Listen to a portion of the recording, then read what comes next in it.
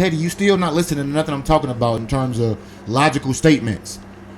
3/5 of my line is different than last year.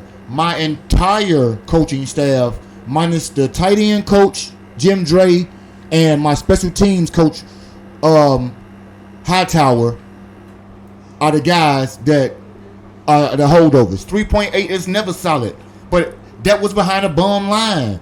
So what are we talking about? 3.8 was expected behind that shitty line.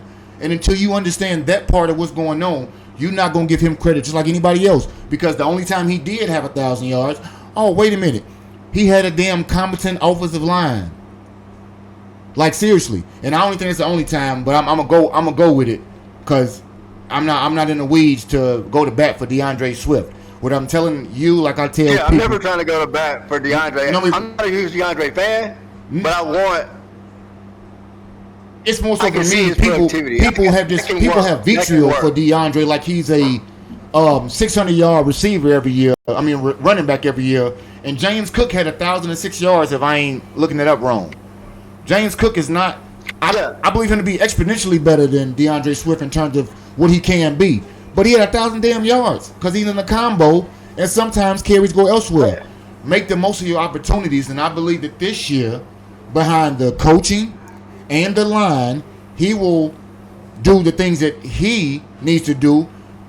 You can't tell me, and nobody can tell me, even in Philly, you did not have Ben Johnson as your coach. Don't tell me Nick Sirianni. This year, the last few years, Nick has totally embraced the running game, where it's not Jalen being the end-all, be-all.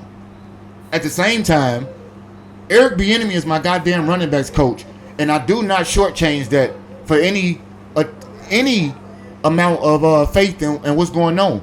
And so we can all be agreeing on it's uncertain as how they will be used.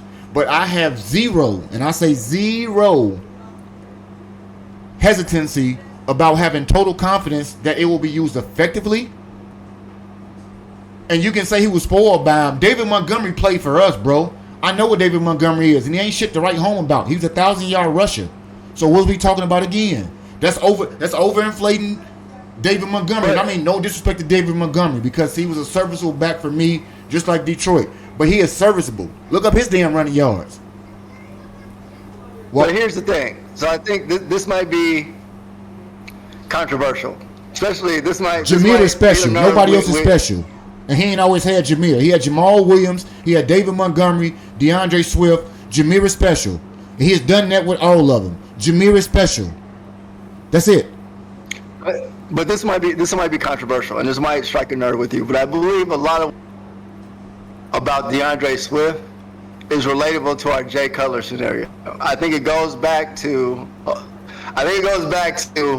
what we're paying for. Like wrong. How? Let me finish. So I hear a lot of the complaints about DeAndre Swift. I'm looking. DeAndre Swift is the 8th highest paid back in the NFL.